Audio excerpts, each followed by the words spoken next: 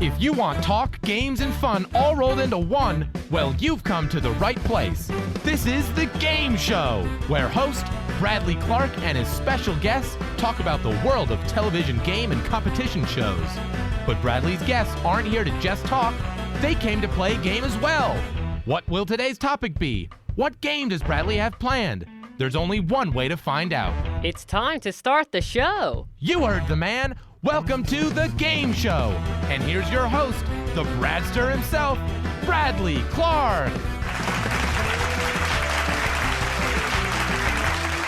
That is theme music to my ears. Thank you so much, Austin Angelo. I'm Bradley Clarke, and welcome to another exciting episode of The Game Show, the talk show all about the world of television game and competition shows. And once again, The Game Show has hit another milestone, as this is episode number 25. Yes, we have hit the quarter-century mark, and I want to thank all of you, the listeners and fans of The Game Show, for your continued support of the show. It truly means a lot. And I hope you like this episode as much as you've liked the previous 24. And I'm sure you will, because I have yet another great guest to introduce. My guest on this 25th episode is certainly no stranger to the game show world, as he has written for, produced, and executive produced many a game show. In fact, when I'm his age, I hope to have a resume that's at least half as good as his, because the amount of game shows he's worked on is simply incredible. And here are just some of them. Here are the 8 contestants who will take part in tonight's show. One of them will walk away with up to $1 million. The rest will leave with nothing, as round by round they're voted off as the weakest link.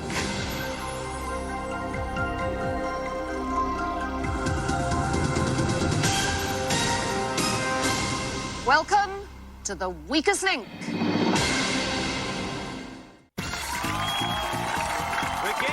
Big bucks and whammies is back, bigger and better than ever. It's time to play Whammy, the all-new Press Your Luck. Tonight from Hollywood, a television event like no other. 6 celebrities face off on the greatest game shows of all time. Movie star Leslie Nielsen, Trading Spaces Paige Davis, NSYNC's Lance Bass, actress Kathy Najimy, Saturday Night Live's Tim Meadows, and Baywatch babe Brandy Roderick. All on Game Show Marathon. Today, we've got wins that'll make you grin. Fails on an epic scale. And stuff you can't get enough of. Plop your butts on down. This is Webheads. A supermodel. Mount Everest. Things that are tall. From the ABC studios in New York, this is the $100,000 Pyramid. As I said, those are just some of the shows he has worked on, because if I played a clip from all of them, I'd certainly run out of time. Oh, and not only does he work on game shows, but he's also a game creator and is the man behind the brand new game That Was Awkward, which you can find online and in select retail stores. Joining me on the line now to talk about his game show career, as well as his game That Was Awkward, is fellow game show enthusiast, Aaron Solomon. Aaron, welcome to the game show. Thank you for having me on. You are very welcome. But Aaron, I gotta tell you, you're here on a very special episode because this is my 25th episode of the game show. Oh, I wish you could see the balloons. They're dropping from the ceiling right now as I speak. The match game 25 should lower from the ceiling. That's right. That's right. And not only that, you're my first guest who's actually created a game that is part of my extensive board game collection. You're one of the customers. Yes, I am one of the customers. I'm helping you out, as you are helping me out. Well, I appreciate that. And that's where I want to start our conversation, by talking about That Was Awkward. But looking ahead, we're going to talk about some of your other game show ventures, as you've done a lot in the industry. I hope that my resume stacks up to yours one day. One show at a time, it builds up, and I've been very fortunate that as one show ends, it's not been too terribly long before the next one comes along. So, yeah, very fortunate in that respect. And later on, we're going to play the game of the day. And right here on the game show, I'm bringing back a show that you actually worked on for you to play. And we'll get to that in a little bit. So let's start talking. You ready? Yeah, let's do it. All right. So now, for the listeners who've never heard of the game That Was Awkward until right now, Why don't you talk about the game, how you play it, and how you came up with the idea? Honestly, the idea came around shortly after the success of Cards Against Humanity, and I was really intrigued by the fact that, we're in this 21st century world where everything is on apps and everything is virtual reality, and yet somehow in the midst of all this, there's this old-fashioned brick and mortar, as I call it, game that people are getting together on weekends with physical cards and playing a game. And it managed to get a lot of popularity without too much publicity even. I know the guys who created it didn't even have it in stores for the longest time. I think you had to order it directly from them, so it was really a word-of-mouth popularization. So I had a chance to play it a couple times, and I got the idea behind it, and I figured out kind of what I liked about it, and also some of the things that I wished were there, which, for my 2 cents, I don't know if you've ever played Cards Against Humanity, it's kind of like playing a Mad Lib where you're having to fill in the blanks with these really perverse things. So instead of just being a generic noun or whatever, it would be like your grandmother's placenta or, something really provocative and edgy. But what I felt was missing from a game like that is the ability for the player to not just use the cards that you're dealt, but to actually come up with your own ideas and kind of personalize the experience. So I then set about for the next year developing a game that basically played on that same notion of kind of adult-oriented, like you have to be 18 and over because it deals with some salacious areas and occasionally scatological. But I really wanted to create something that was based on each individual player's experience. So that was awkward. The way it plays is you sit in a circle, alternating boy-girl ideally, but the biggest thing is you don't want to sit next to your partner if you have one. So your girlfriend, boyfriend, husband, wife cannot be sitting immediately next to you. That's a key part of the game. And when it's your turn, you draw one card from the do this pile and one card from the say this pile. And your job is to do whatever it tells you to do while at the same time saying whatever it tells you to say.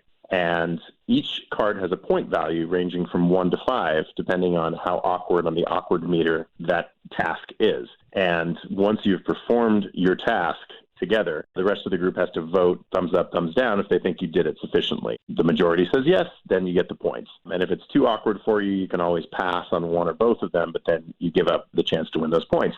So for the pure game player, like I know you are and I am too, of course we want to play for points and go for the gold, but really this game is about revealing personal characteristics. So for example, you might draw like a 1-point card that says hop on 1 foot.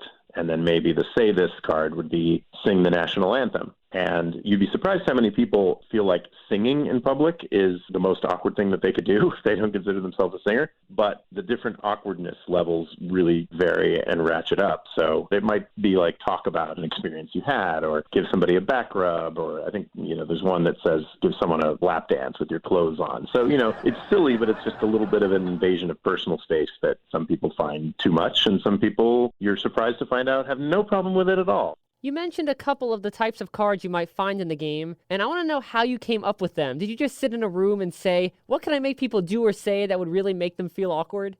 I developed this over the course of a year, like I said, and during that year, I had 3 different game testing nights. So I invited couples over, singles over, straight, gay, all different combinations of people. I had some couples come to more than one of them just to kind of see how they felt it went from each session to the next. And each time I played it, I wrote some more stuff. And after the game was over, I basically said, hey, how did you guys feel about the material? Was there anything that was awkward in not a good way? Because that's the one thing I didn't want to do, is create an awkward card that's going to bring up some truly uncomfortable, unpleasant memories. For example, there was one card that I had early on that said, talk about the last time you cried. And when I came up with it, my dream scenario was you get some really like macho alpha guy who gets it and he's like, oh, I cried during the Notebook, or something like that you're surprised to learn about him. But then I realized, well, this can actually go a number of different ways. If they're like, oh, I cried when my mother passed away or something, and it's like, oh God, we don't even want to go into that area. I tried to kind of keep the level of awkwardness, things that you secretly might want to know about somebody, but would never have a reason to ask them to do. And this card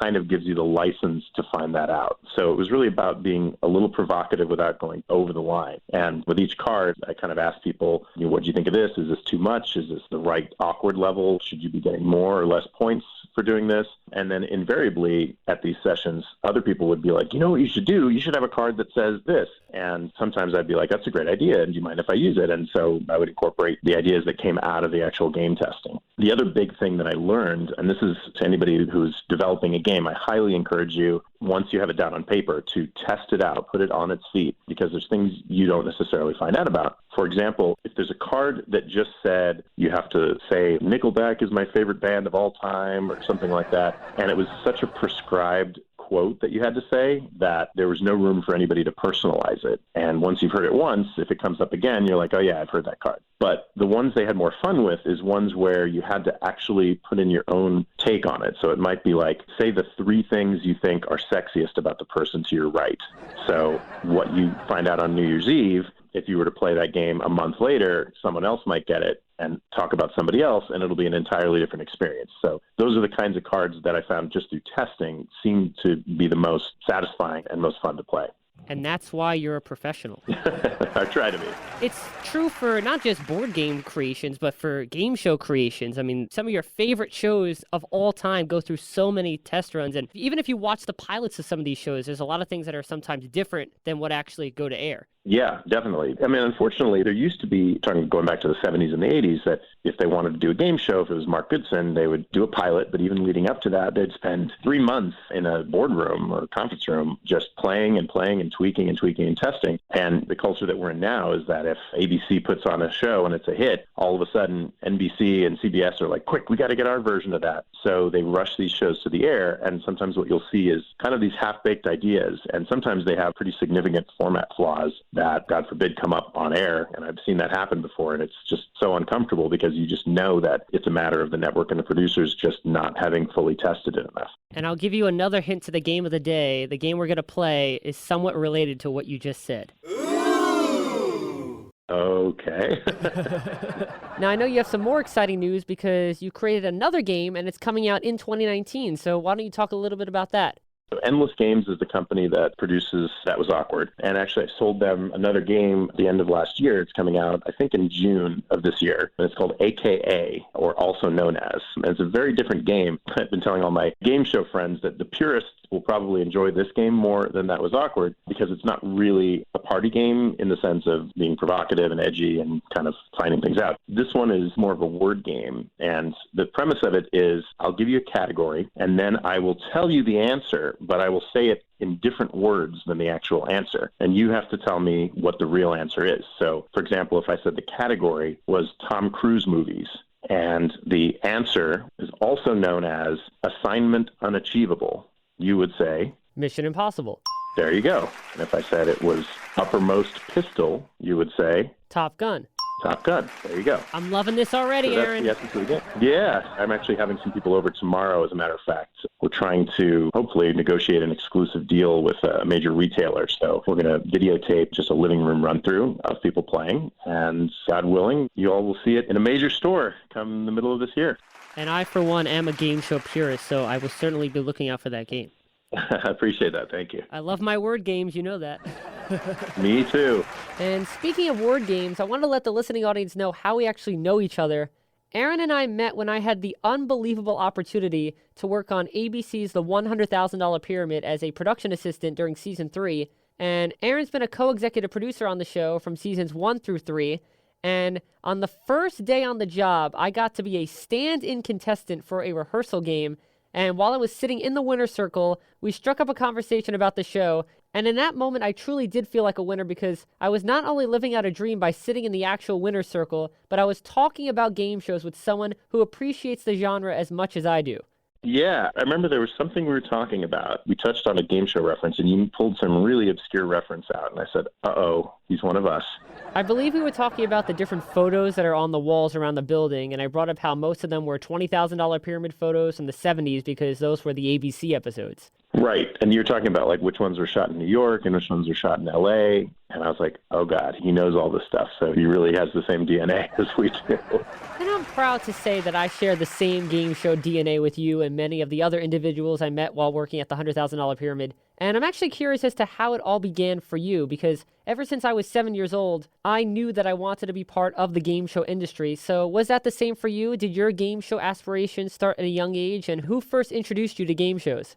It was my mom, actually, who first planted the seed. I sort of joked with people that, most kids are raised on Mr. Rogers and Sesame Street, and I feel like I was raised on Match Game and Family Feud because it was just always on from an early age. I just remember Richard Dawson. My mom just thought he was the best, and constantly having that on the TV and hearing the sound effects and seeing all the chase lights and the moving turntables on game shows. And, as a kid, it's like, what could be better than that? It's like Transformers, but as a TV show. And then there's a game, and people are winning money, and it's exciting, and music. And I think the test of any true game show fan is, would you ever call in sick to school just so you could watch the entire morning lineup of game shows? And you may not be of the right generation for that because they didn't have game shows from like 9 to 11:30 when you were growing up. But for me, that was the thing. So I just got a full dose of all the game shows that were on in the 80s, and I couldn't wait until I was 13 years old, and then I could actually try out for Teen Week. So actually, as soon as I turned 13, it was like, yeah, I'm getting my bar mitzvah. Yeah, that's all good. But the biggest thing I wanted to do was get on a game show, and I ended up trying out for and becoming a contestant on Scrabble with Chuck Woolery.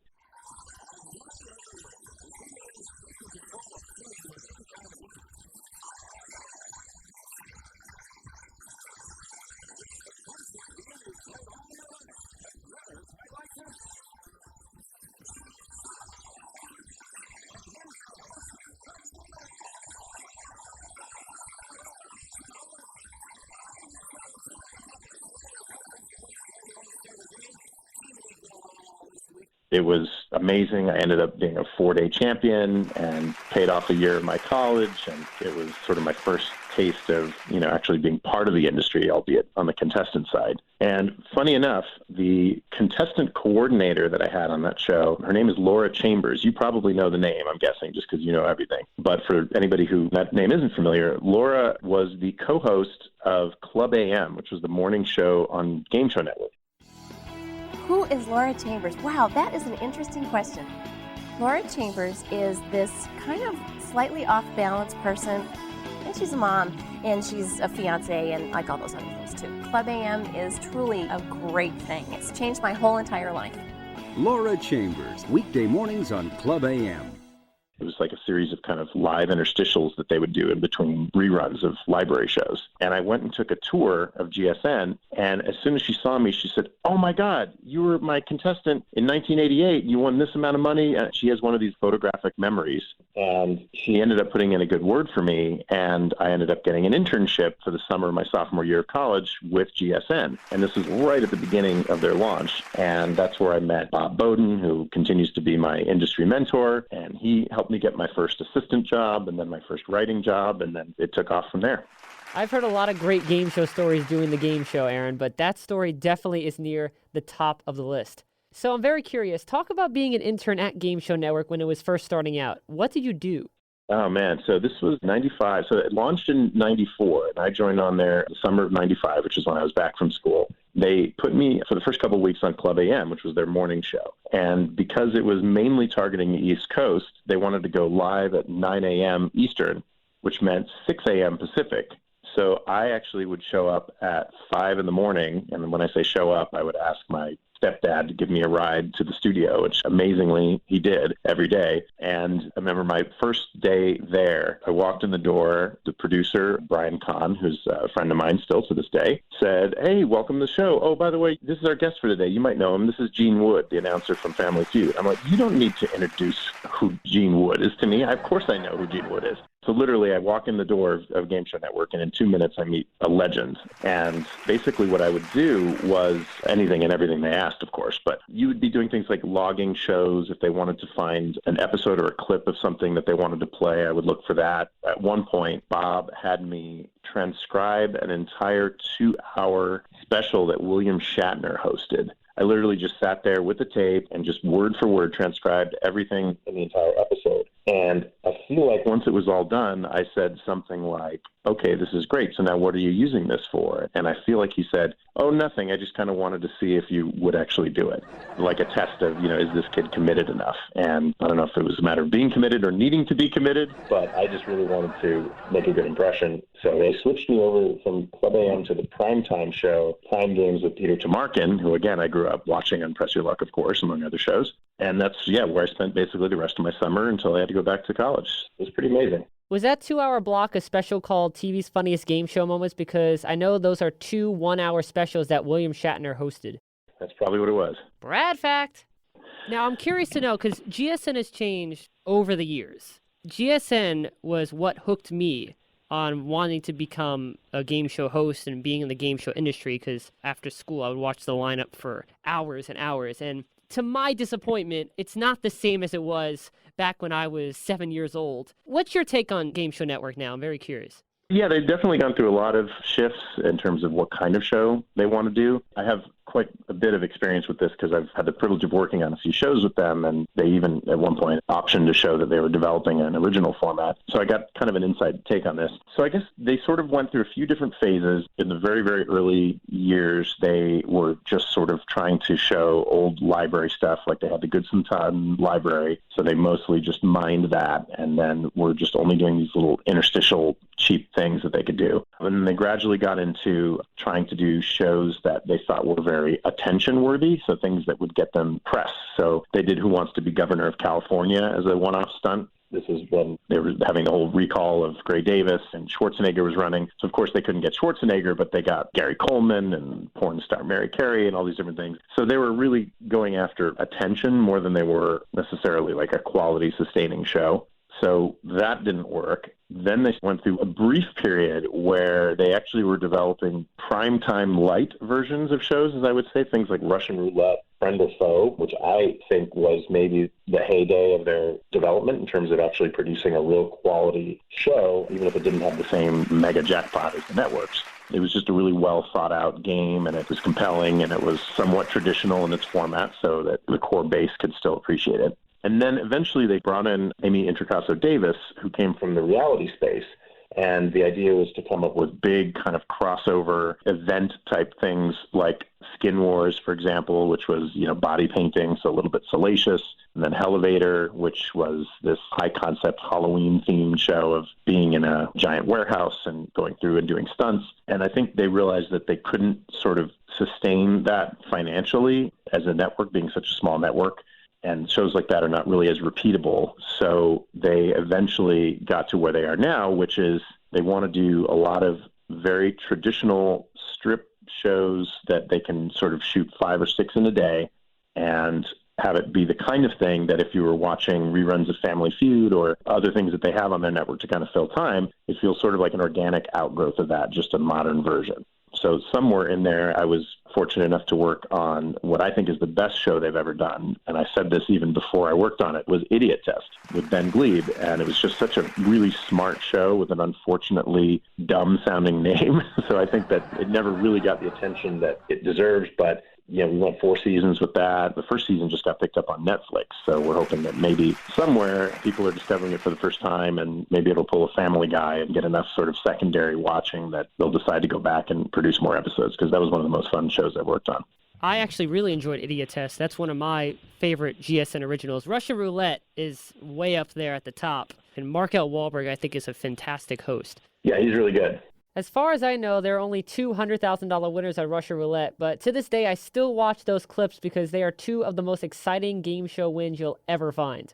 Yeah, the endgame was great on that. I mean, this is the first show where somebody falls through a floor. It wasn't the last, sadly. I know offhand of 2 others that used the same gimmick, but no, this one made a lot of sense. I mean, even though the overall concept of Russian Roulette is pretty dark when you think about it, the drama of just the idea that anytime you're eliminated, this sort of big mechanism is going to rotate, and then if it happens to land on you, that's your doom. I mean, that's at its core a very suspenseful moment. I know which 2 shows you're thinking of, and it's funny because I remember when Who's Still Standing, which was on NBC, came on, and everyone was so intrigued by the idea that, people would fall through the floor. I'm saying to myself, you do realize that there was a show about 10 years ago that did the exact same thing.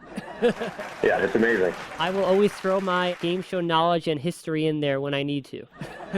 I was going to say, I would be disappointed if you didn't immediately jump in there.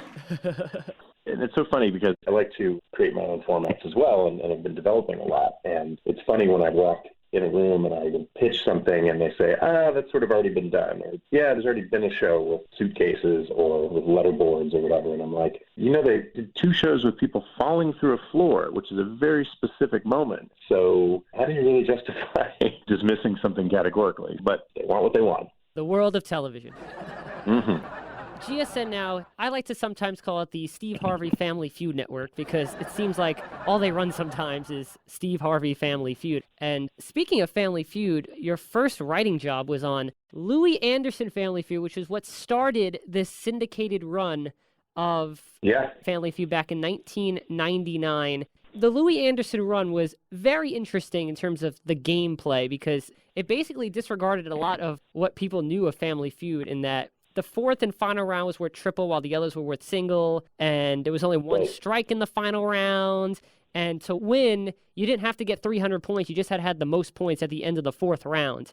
So when you first heard of these changes they were making to the show, what were your initial thoughts? This is very early on in my professional career, so first of all, I was just so starstruck to believe that I was working on a version of a show that I grew up watching. For me, I was just like, whatever I can do. You want me to mop floors? I'll mop floors. But the explanation that was given to me was that they said, hey, we're now in an era where there used to be like 24 minutes of programming in a half hour and 6 minutes of commercial. And we've now gotten to the point where I think then it was 21 and a half minutes of program and 8.5 minutes of commercial. And since then, it just erodes even more. And because of that, whenever you try to revive a classic format, you have to be mindful of picking up those 2.5 minutes somewhere. And you can only sort of trim this contestant and celebrity interviews so much. For celebrity shows like Pyramid, they're on to promote something, so you've got to keep that in. And then the question is, okay, so if you don't trim it from there, where are you going to trim it from? And unfortunately, sometimes it becomes the game. So whereas the Dawson version, and even the current version, has figured out a way to do it, but where there's a more gradual escalation from single to double, and then if necessary, they go to a triple round. The concern at that time, bringing back the show, was we have to have a very strictly formatted show where every one of the 4 acts is a prescribed round. So it's going to be single, single, single, and then triple at the end of it, and then you have the fast money. And somehow we felt that was the way to get in under time. And the unfortunate thing, I remember one of my jobs on that show was to track how often the Q4 winner ended up winning the game. And I think in something like the first 3 seasons, I think only 4 times did the team that won the 4th question not win the game. So to your point, I mean, it's like, why were you even playing the first 3 games if there's not even money at stake? The trick with all of this, and this is true of all game shows, is you have to think about the fact that you can't create a format where one team could have an insurmountable lead before the game is over, because then there truly is nothing to play for. Right. So there needs to be some kind of a device that allows the trailing team to catch up. And we always look at the worst case scenario, which is how much could one team be ahead and the other team be trailing and yet still have mathematically a chance to come back, even if it's minute.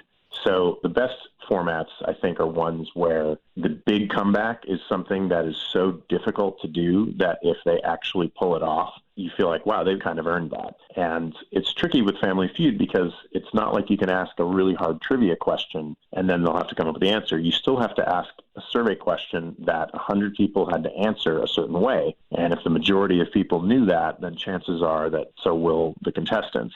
So Family Feud is uniquely challenging in that way. There's been other shows where I think win, lose, or draw, if I'm remembering correctly, you could be down by 8 or 9 questions, but there's a timed round. So in theory, if you just happen to get a ton right in that time, you could catch all the way up to the team that's leading by 8 or 9 answers. And then there's shows like Hollywood Squares that have sort of an unseen clock, and then the horn would go off, and then you'd realize, okay, I guess the game's over now. The word smog comes from what 2 words? Smoke and fog. Smoke and fog. I'm going to agree. Smoke and fog!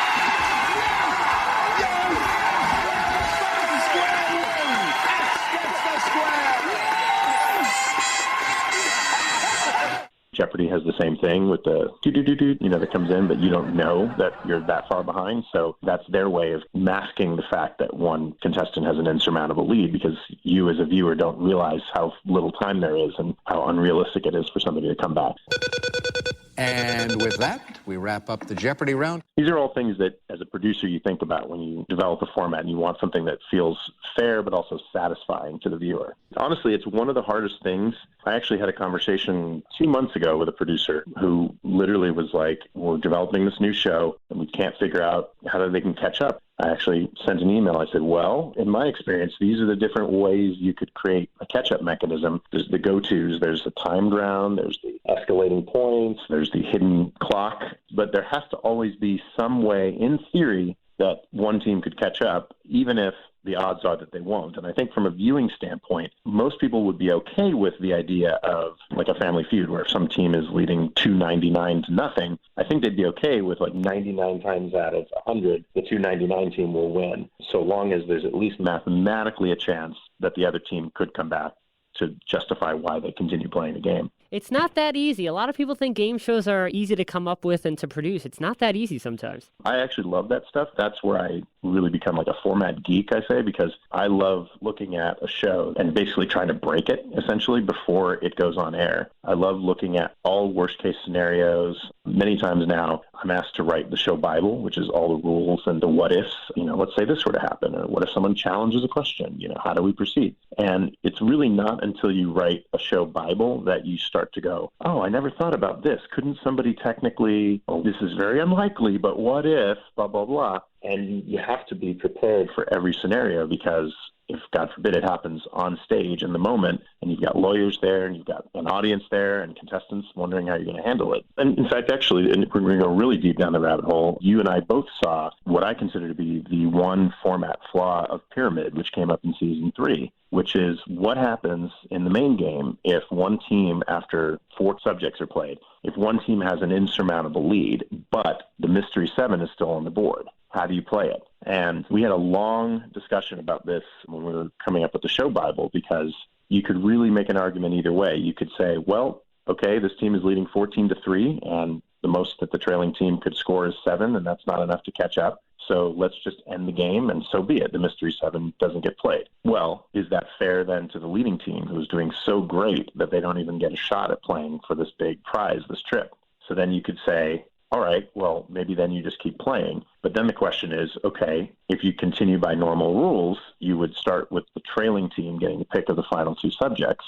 So what happens if they go and they pick a subject and it isn't the Mystery 7? Well, there's no reason to play that game, so it's complete dead round. So now what do? Do you tell them, okay, sorry, that wasn't the Mystery 7, you don't get to play, let's go to the leading team? And we went around and around, and where we ultimately landed, and this is the subject of a lot of debate, I know, on message boards and stuff, is we said, okay, the team that's leading 14-3 in this case, what we'll do for them is we're going to reveal the Mystery 7, which we never do. It's the only instance in which we actually unveil the mystery, and we will give the leading team the chance to play for that prize. And the reason being is the game is already over. The determination of who's going to go to the winner's circle has already been decided, and that's the most important thing as far as viewers are concerned. So this is really just a bonus on top. So our thought was, let's rush to the ending as quickly as we can. Let's give the team that did so well the chance to actually play for that prize, because the trailing team has already been eliminated. There's no reason why they should keep playing at all. But again, this was one of those, it was up for debate, because they would say, that's not fair. Why not at least give the trailing team a chance to maybe win a trip or whatever? And our feeling was, you lost the game, your game's over. This is just something the producers are doing as a nice gesture for the winning team to potentially pad their coffers, if you will. For purists, the other sticking point I know a lot of people have about the current version of Pyramid is that there's no tiebreaker game. It used to be that you would pick words that start with R or words that start with J and then play it out. But the reality is we didn't have time for one of those, much less potentially 2 of those, which could happen in the first and third rounds of the half hour. So we felt we had to come up with a solution that, as fairly as we could, basically ended the game as quickly as possible so that we could save the bulk of the show content for what people really want to see, which is that exciting winner's circle. Ever since Season 1, when I saw that change in the tiebreaker, I've been trying to think of different short ways to do tiebreakers. I kind of came up with one, but of course, me being the person that wants to find the best way to do it, I haven't cracked that code just yet, but I'm still thinking. Yeah, if you come up with it, I know that the producers are aware that it's not the most perfect or most satisfying way to break a tie, but we've tried a couple things internally and kind of kicked around some ideas, but I know that if somebody came up with a great alternate solution, that they're definitely open to testing it out, and if it works, potentially implementing it. So you can be that hero, man. You can be the guy. I could be the the Pyramid Hero. This is life-changing opportunity. I'm going to keep thinking. You should. Now, speaking of Pyramid, I know you worked on not only the ABC version, but you worked on the syndicated version back in 2002, the Donny Osmond version of Pyramid. I think this is a cool story that our listeners would want to hear. Talk about the time that you got to play a practice round with Dick Clarke. Oh, man. Yeah, I'm not much of a collector. I know a lot of game show fans love to sort of get the old home games and props and things from the shows, and I don't do a ton of that, but the one prize item that I have it's a videotape of Dick Clarke and me playing Pyramid. So what happened was Donny Osmond was the host, and he was friends with Dick Clarke, and the revival happened with Dick's blessing, and so much so that when we were doing specialty weeks, we brought on Dick Clarke to play against Betty White, which from a game show geek standpoint is just like heaven for us. And so Dick came on the show, and I was one of the writers on the show, and what they did at that time was they paired each writer with a celebrity, and the morning that the celebrity arrived, the writer would go to their dressing room and play some warm-up sample games and go through all the rules. And then as soon as they felt like they were kind of up to speed, we would bring them down to the set. And before we loaded in the audience, we would play some practice rounds with them on stage so that they could just get a feel for where the clues were going to pop up and what it's like to sit in the winner's circle and not use your hands and all that stuff. So when I heard that we booked Dick Clarke, it was all I could do to like not slip something in the drink of all the other writers to make sure that they were not available to prep him. I said, Dick Clarke's coming. We're going to have this conversation. I'm going to sit with Dick Clarke and get him ready to play Pyramid. And to Dick's credit, I remember I walked into the dressing room and I said, Mr. Clarke, it's such an honor to have you here. I said, normally this is the part where I explain how the game is played, but I'm happy to sit here and have you explain it back to me if you want. And he laughed and he said, you know what, it's been so many years. He goes, why don't you go through your whole briefing? I'm sure I could use it. And like a schmuck, I sat there and told Dick Clarke how to play Pyramid. And then at the end of that all, we came down on stage and I had told the control room, I said, please, I don't ask for much. Just roll on 2 different decks to make sure that I get a copy of this. And so, of course, we play the game, and I end up giving one of the worst clues ever, and Dick Clarke ends up calling me out on it on camera and asked, where did you go to college and all that kind of, but it was great. I got taped of me playing Pyramid with Dick Clarke, and I don't know who else can say that. Not many people, that's for sure. I know Dick Clarke was a celebrity guest on the $25,000 Pyramid, which was the nighttime version of the show hosted by Bill Cullen in the 70s. So I guess that's one of the other rare scenarios when somebody could say that they have played Pyramid with Dick Clarke. Brad fact. Yeah, so someone out there might have that too. But it was just great because you've got someone like him who not only hosted Pyramid, but of course is an icon in TV, both as on camera and behind the camera. So it was a great experience. It's really one I'm so glad that I had and so glad that I have captured and digitized and backed up. Now, the biggest question I've always had with regards to the Donny Osmond Pyramid is, why did a contestant play for $10,000 again and not the full $25,000 if they made it to the winner's circle for a second time in one show but failed to win the $10,000 on the first try?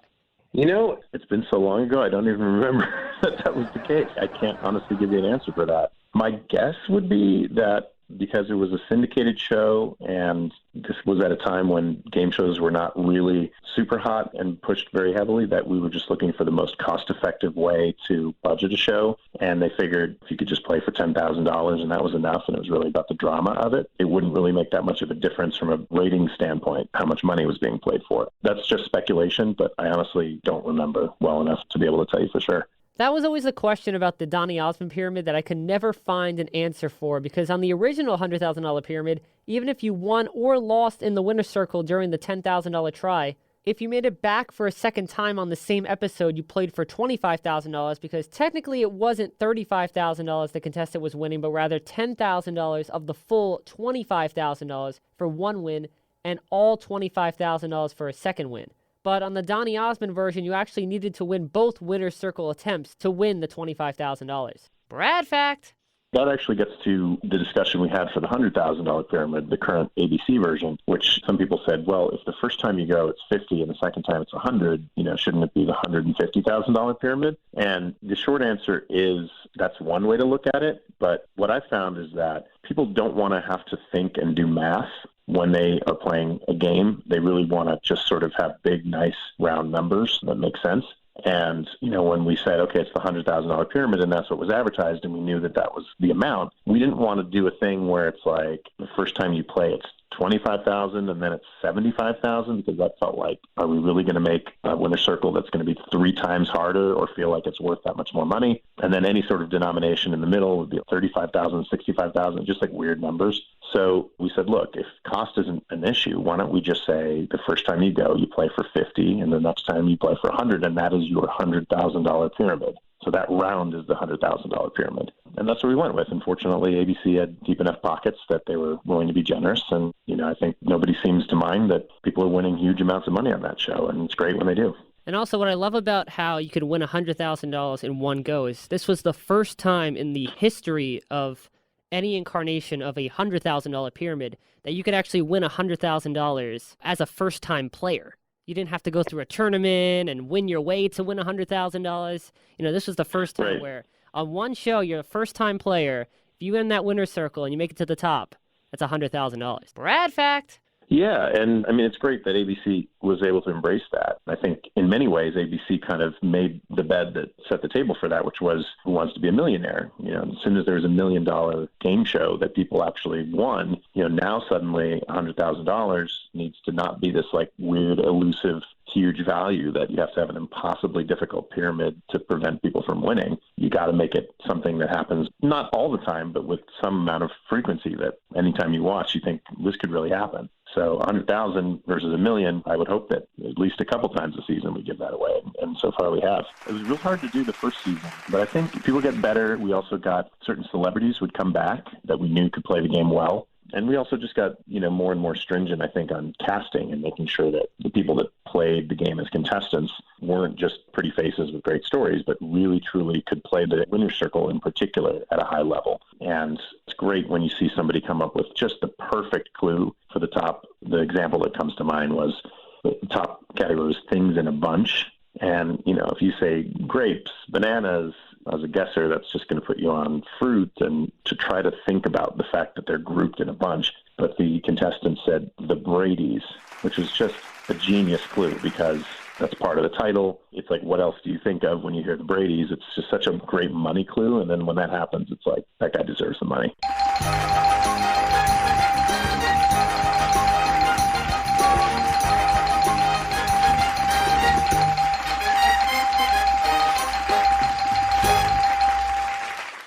It's great when you watch a really masterful pyramid player play and you can just see the wheels turning, and those next level players are so rare to come by, but when you see them and they manage to do it in the clutch in their one moment with all the lights shining on them for all the money, nothing beats that. Like us, the true players. Yeah, well, I wish I could have played Pyramid as a contestant. I think that's maybe one regret. Not that I'm going to complain, but, I love playing that game. It's probably my favorite one to actually play. So I missed out on doing it for the 100,000, but I'm very fortunate to be such a big part of 2 versions of its revival. One day we'll team up and we'll play Pyramid, all right? Let's do it. Would love to. Before we get to the game, I want to talk briefly about what you do now. So you work on confetti, and for the listeners who have no clue what confetti is, why don't you explain the concept of the game, because it's really cool. Yeah, confetti. So that's, as I explained to other people, if you've played HQ, it's sort of like Facebook's version of that. Instead of 12 questions, there's 13 questions. And the idea was to take the show away from being just a person in front of a green screen and actually have a real studio. So we've had special guests come on, like circus performers and stunt people, and they do acts, and then we'll do questions based on their acts, and some co-hosts, things like that. So, yeah, it's been an interesting shift because it's a daily show. It's Monday through Friday, 6:30 Pacific, 9:30 Eastern. And, yeah, it's just a very different day-to-day experience as a producer because every single day you're going live that night with a show, come hell or high water. So you're constantly rehearsing that day's show, but also looking ahead at future shows and gauging how well people do, and are the games too easy, are the games not easy enough, and then we can adjust from day to day, which is a nice benefit of a live show. Did you ever imagine that Facebook game shows would become so popular? And do you think this is the next wave of the game show craze, Facebook game shows or interactive game shows on phones? I kind of am still waiting to see like a truly breakout game that is designed for and benefiting from the immediacy of interactivity. To me, the jury's really still out. I feel like HQ as a business model went through an interesting journey because they were sort of the victim of their own success, which is, okay, so you've got this jackpot, let's say it's $10,000, and if you've got 1,000 people playing and at the end there's only 10 people left and they split 10 grand, they each get $1,000. Great, that's exciting. Now, what happens when you get 100,000 people playing, or 1 million people playing, or 3 million people playing, which they had at one point, but your jackpot still remains in the same area? Suddenly, you make it all the way to the end, you answer these impossibly difficult questions, and then you're told that your share of the pot is 26 cents. And it's a turnoff to players who are in it for the financial payment. So I'm very intrigued by the territory that's being explored and the fact that companies are willing to do live shows and put up money on a daily basis. But I still think the perfect format has not quite been cracked yet. Confetti, in many ways, we're in a great spot from a player standpoint, which is we're doing just well enough in terms of viewership that the show is continuing, but it's not like in the stratosphere of number of players. We're not getting millions of players. So at the end of last year, we actually had one night when 5 people each won $5,000 because of the $25,000 jackpot. So if that's still a possibility, then there's a real incentive as a player to participate. But in terms of the longevity of it, I'm intrigued by trying to figure out a format where somehow we can still have that many people play and the payout consistently will be worth people's time if they manage to go the distance. All right, so now I have 2 things I have to work on. I have to work on figuring out the perfect pyramid tiebreaker and now figuring out a good format for Facebook. There you go, man. You got New Year's resolutions already set out for you. That's right. Those are my New Year's resolutions. I haven't made them yet, but now I've made my resolutions. Yeah, listen, if you can do either one of those, man, I think you'll have a lot of people very grateful to you. Well, speaking of games, it's my favorite time of the game show because I get to create a game for a true game show professional to play. It is time for the game of the day. Game of the day. Now, I told you before that this game is going to be one that you actually worked on, and I gave a hint before, and I'll give you another hint. You mentioned a celebrity before that you had to transcribe a show from, and he was the host of this show. Oh, my God. Are we really playing Show Me the Money? Yes, we are. It's time to bring back Show Me the Money. Show Me the Money. Wow, that takes me back. Tonight, the legendary William Shatner is bringing variety to games. It's true, I'm bringing sexy back. With 13 beautiful dancers. One of these girls is holding $250,000. If you've got the right answers. I'm locking in with YMCA. And pick the right dancers. I'm feeling pretty good about this one. You could take home over $1 million. Yes! Yeah, baby! And change your life forever. Wow. The fun starts right now on Show Me the Money! Before we actually get to the game, I was curious to know, now you worked as a co-head writer on Show Me the Money, right? Yeah, I was a co-head writer, and that was the show I ended up getting my first producer credit. It went through a very long and torturous development process to get to the show that ultimately went on the air, but there was a point at which we just had major issues with the format and it just wasn't working out the way we wanted. And so they knew that I was a little bit of a game show geek. And so they were like, hey, do you mind if we pull you out of the writer's room for maybe a week so that we can help kind of crack the format? And I ended up never going back to the writer's room. And that was my first producing job. Show Me the Money was an interesting show, to say the least. While it was obviously trying to copycat Deal or No Deal, which was the biggest show on the air at that time in 2006, I actually thought the questioning format of Show Me the Money wasn't that bad because it was unique having the contestants see the opening statement and then have them select one of the questions that would complete that statement. I actually think if the questioning format wasn't overshadowed by way too much production value, it could work again for another show. Well, I'm glad you liked it because the writers hated it. Really?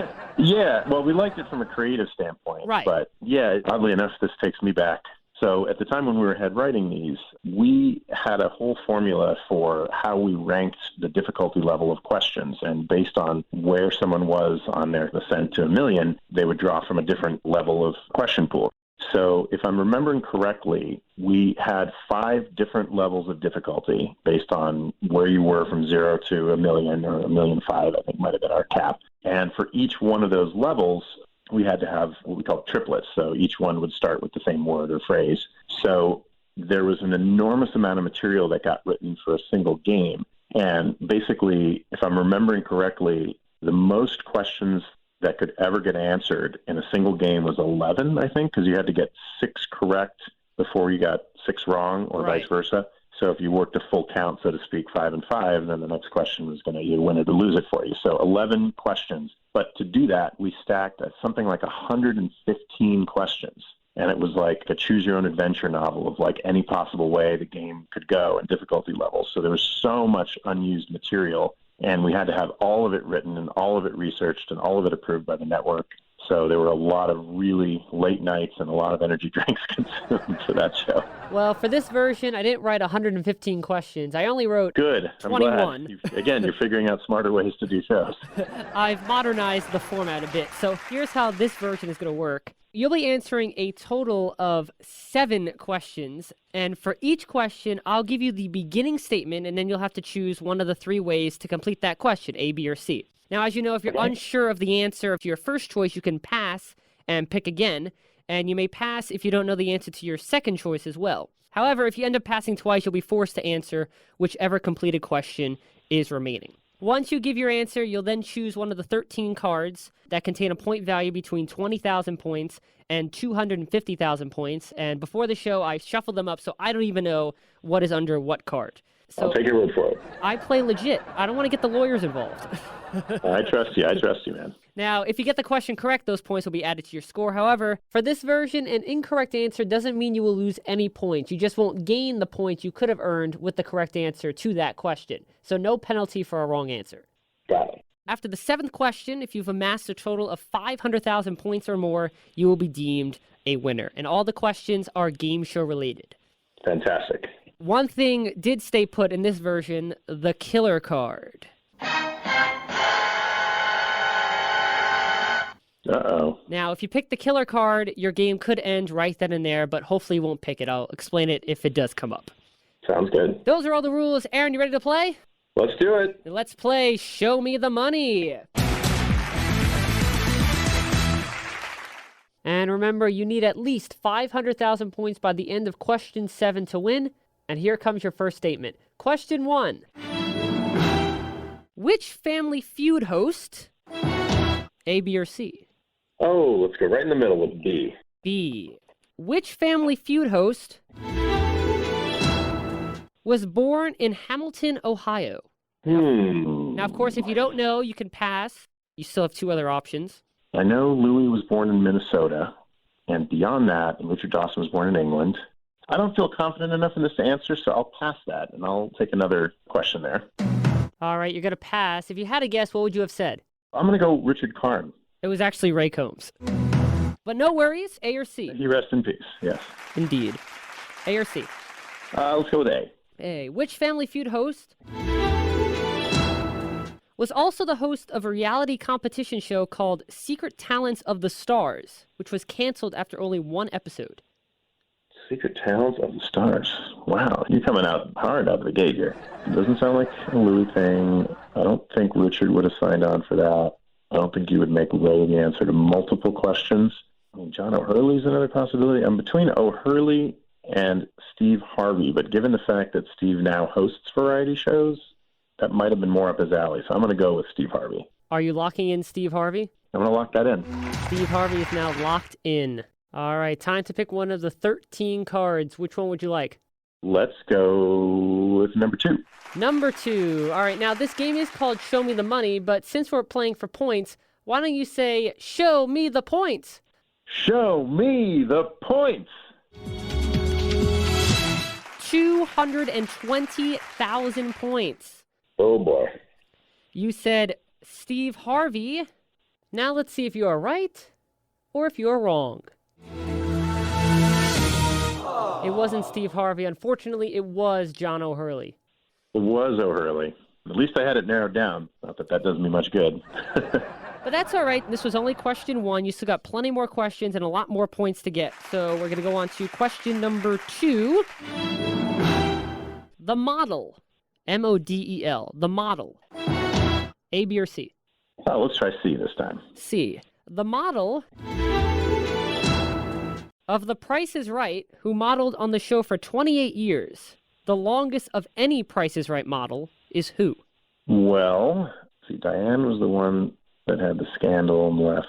Price is Right is the kind of show that there's so many people that are so rabidly fanatic about it that if I get this wrong, I'll never hear the end of it. But I'm going to give a shot. I'm going to say Holly Hallstrom. All right, you're going to go Holly Hallstrom. You're locking that in? Sure. All right, now pick a number. Let's go with 12. Number 12. Aaron, say it loud and proud. Show me the points. Uh-oh. The killer card. Oh, no. Well, now, here's the thing, though. If you got the answer right, then the game continues. You just don't get any points for that round. If not, you'll have to face the killer question. You said Holly Hallstrom. Now let's see if you are right or if you are wrong.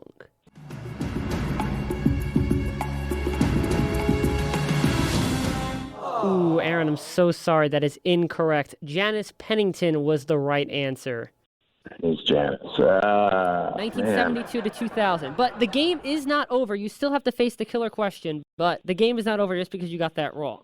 No, but my reputation as a game show guy is, so... Well, let's redeem it, all right? So you have to get this right. All right. In order to stay in the game. Okay, we can do this. This is the killer question. The game show He Said, She Said was revived under what name? A game show that would run from 1974 to 1978, and again from 1982 to 1984. Can I pick a different game?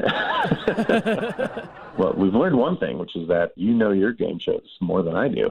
He Said, She Said. Give me the years again, if you would. 1974 to 1978, and again from 1982 to 1984. All right, so it's not Newlywed Game, because that had a longer run. And it's not All These Three's a Crown, because that had a different period. Oh, boy. He Said, She Said. Oh, is it Tattletales? It is Tattletales. You got it. Hey. He Said, She Said was hosted by Joe Garagiola and ran from September 15th, 1969 to August 21st, 1970. You have saved yourself. Okay, so you have 5 questions left. All you right. need 500,000 points, but remember, there's still the 250,000. There's still a 200,000, so plenty of opportunities. Next question. Okay. Who? WHO. Who? That's the start. A, B, or C? Let's go B. B. Who was the first person to receive the Daytime Emmy Award for Outstanding Game Show Host? Let's go Richard Dawson. You gonna lock that in? I mean, you could always pick again if you want. Yeah, I feel like I should know enough about the history of which year the Daytime Emmy for Game Show Host was created. Because it could be Dick Clark, but that's the thing, his Pyramid was on earlier. I'm going to change my answer to Dick Clark. So you're going to say Dick Clark. You don't want to pick again. You're going to say Dick Clark. No, you know what? Let's go for it. Let's go Dick Clark. All right, you're locking in Dick Clark. Pick a number. 7, right in the middle. Number 7. You know what to say, Aaron. Show me the points. 180,000 points. Not too shabby. Okay. You said Dick Clark. It was in 1974. Are you right or are you wrong? I'm sorry to say, Aaron, you're wrong again. The answer was Peter Marshall for Hollywood Squares. Oh, okay. Yeah, that stands to reason. Still, no worries. You still got 4 questions, and there's still a lot of points out there. Next question, question number 4. Who wants to be a millionaire? A, B, or C? Let's go A. Going with A, all right. Who Wants to Be a Millionaire has had how many hosts during its syndicated run from 2002 to the present? All right, I should be able to do this. So it started with Meredith Vieira, and there's been Terry Crews, there's been Cedric the Entertainer, there's been Chris Harrison, who's the current host, and I think that's it, because Regis didn't do syndicated. I'm just trying to scour my brain to think if there's anybody who did a season that I'm not thinking of. I'm pretty sure it's 4. I'm going to lock that in. All right, pick a number. Let's go with 4. Number 4 for 4. Sounds logical to me. All right, Aaron, say the magic words. Show me the points. 40,000. That's all right, 40,000. A lot of 4s. You said Who Wants to Be a Millionaire has had 4 hosts during its syndicated run. Now let's find out if you're right or if you are wrong. That is the correct answer. You got it. All right. Finally. Yeah, you're right. Meredith Vieira from 2002 to 2013. Cedric the Entertainer, 2013 to 2014. Terry Crews from 2014 to 2015. And, of course, Chris Harrison from 2015 to the present. 40,000 points. Here comes your next statement. 3 questions left. Alex Trebek, A, B, or C? C. C. Alex Trebek hosted The Wizard of Oz, his first American game show, which had a theme song composed and sung by what famous actor, songwriter, and game show host? Alan Thicke. How much money am I going to win? Number 6.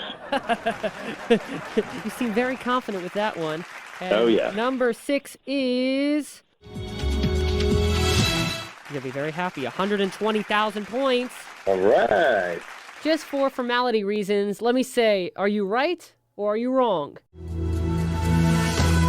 Of course you're right, Aaron. You're up to 160,000 right now with 2 questions left. Now, in order to stay in the game, you have to get this question right. Question 6 starts with the big. A, B, or C? Okay, let's go B. B for big. B it is. The big deal won during the 1963 pilot of Let's Make a Deal was behind what numbered door? I thought you were going to say the big deal, which wasn't that the Mark DiCarlo version of Let's Make a Deal? Yes, it was. Came on? I was also waiting for a big showdown question. That didn't happen. Okay, so the big deal. Well, you could pass. Remember, you could pass. Yeah, let's pass. If you eliminated one of them and then told me to pick and I could switch, then that would be the Monty Hall problem, so I would have switched. But anyway, yes, we're not going to answer that. It was door number 3. Door number 3, and I would have said 2 and I would have been wrong. So, okay, let's go with A. A. Well, you were hoping for one. The Big Showdown. There it is. Was an ABC game show that ran from December 23rd, 1974 to July 4th, 1975. Who was the host of The Big Showdown? That would be Jim Peck. All right, you say Jim Peck. You're locking that in? I am. All right, pick a number. 8. Number 8. And you know what to say, Aaron. Show me the points. 200,000 points. Oh, yeah. This is literally big. Your answer is Jim Peck for 200,000 points. Let's see if you are right or if you are wrong. You got it! Yeah. The reason I know that, I'm not that old to have watched it in its original incarnation, but I've seen the video of him falling down the stairs. I don't know if you've seen that YouTube clip. The big fall down. The big fall down. That's right. So that's what's stuck in my head. So thank you, Jim Peck, for your clumsiness. That has saved me in this game. You have 360,000 points. You have 1 question left. Now, keep in mind, not only do you have to get this question correct, but you also have to pick a point card of at least 140,000 points. Question 7 starts as follows. Celebrity. A, B, or C? Celebrity, let's go with A. Celebrity Sweepstakes was a game show hosted by Jim McCrell that aired on what network from April 1st, 1974 to October 1st, 1976? Oh, man. I want to say it was ABC. I just can't say for certain that that's true. So I'm going to pass. All right. Good thing you did pass. It was NBC. And now you have a choice between B or C. All right, let's go with B. Celebrity partners were added to the gameplay of what game show on November 5th, 1979 that featured the terms block, charge, and long shot? Ah, that would be one of my game show developer idols. Jay Wolpert created the show. Whew. That's your answer. Pick a card. Come on. Yes. You have to get a big one. I'm hoping it's lucky for me. Let's go 13. Using your confetti powers. You need lucky number 13 to be worth at least 140,000 points. For the final time, Aaron, go ahead and say it. Show me the points. I don't believe it. 140,000 points. You got it. Really? I'm dead serious. Hey, Bradley, show me the money. Well, I hope you'll be dancing with those $1 million dancers tonight. is the correct answer. You have just won the game of Show Me the Money. Oh, my gosh. Most amazing comeback ever. And I'm sure I'll still get crap about it from my game show friends. It was a little rough at first, but I hope I redeemed myself in the eyes of some people. Well, a lot of contestants start off on the lower end of points or money total, and then they end up winning. You know what? This brings our entire podcast full circle, because weren't we just talking about you always have to have a way to come back? You are absolutely right. And once again, the game show has managed to come full circle. Well, Aaron, thank you so much for traveling back to 2006 with me and playing Show Me the Money. Show me the money. Well, Aaron, thank you so much for taking the time to join me on this episode of the game show. And on a personal note, thank you so much for all the wonderful conversations that we had while working on the $100,000 pyramid, and for sharing your insight and knowledge of the game show industry with me. I had so much fun talking with you both then and now. The feeling's mutual, man. It's a pleasure, and I used to say it's nice to meet somebody who has the same game show knowledge. Now I can say it's nice to meet someone with greater game show knowledge than me. These were only a few questions. I'm sure you know a lot more stuff than I do in other areas. It's all good, man. It's all for the love of the game. That's right. And one more time, tell the listeners the name of your game and where they can find it. Yeah, so my board game is called That Was Awkward. You can find it on Amazon, and you can go to endlessgames.com. They've got it there as well. And they actually just put it into Kohl's last year as well. So a lot of people that I know have been randomly shopping in Kohl's and stumbled upon it and said, hey, that's your game. So any of those places should work for you. And I know we've only scratched the surface when it comes to your game show career. And, I still have more curiosities and questions that I would love to ask you. It just so happens we ran out of time. But I hope in the near future you can come back onto the show and we'll talk some more. We'll play another game. I look forward to it, man. It was a lot of fun. Thank you for having me. Well, my pleasure. So you heard it right here. The game show career of Aaron Solomon Part 2, coming soon to a radio near you. Well, Aaron, thank you again so much for joining me on the game show, and I look forward to having you back on again soon. And all the best with That Was Awkward. I appreciate it, man. Thanks so much. Really, this is a pleasure. It was a lot of fun to do. And I'll get right on those resolutions. Yeah, you should do it, man. I'm serious. That's how you get in. That's right. You know it. My scratch pad will be full by the end of the day. Sounds good. Alrighty. Take care, Aaron. All right, you guys take care. Bye-bye. Well, that's going to do it for this episode of The Game Show. My thanks once again to game show producer and creator of the game That Was Awkward, Aaron Solomon, for being my guest today. Now, do you know what is definitely not awkward? Listening to this episode again, as well as all my previous episodes of The Game Show. Well, if you're wondering how to do just that, all you have to do is log on to www.soundcloud.com/Bradley_Clarke. That's BRADLEY_CLARKE/sets/The Game Show. That's www.soundcloud.com/Bradley_Clarke. That's BRADLEY_CLARKE/sets/The Game Show. Plus, don't forget to like The Game Show starring Bradley Clarke on Facebook and follow The Game Show starring Bradley Clarke on Twitter using the handle @TheGameShowBC and #TheGameShow. But of course, be sure to tune in next time for another exciting episode of The Talk Show, all about the world of television game and competition shows, The Game Show. For the 25th time, I'm Bradley Clarke, the Bradster, and I've got to go head off to my dance lesson with the $1 Million Dancers. Bye for now. The $100,000 Pyramid audio clips are courtesy of the ABC Television Network. This edition of The Game Show was created and produced by Bradley Clarke and was recorded at the WRHU studios. This is Austin Angelo speaking.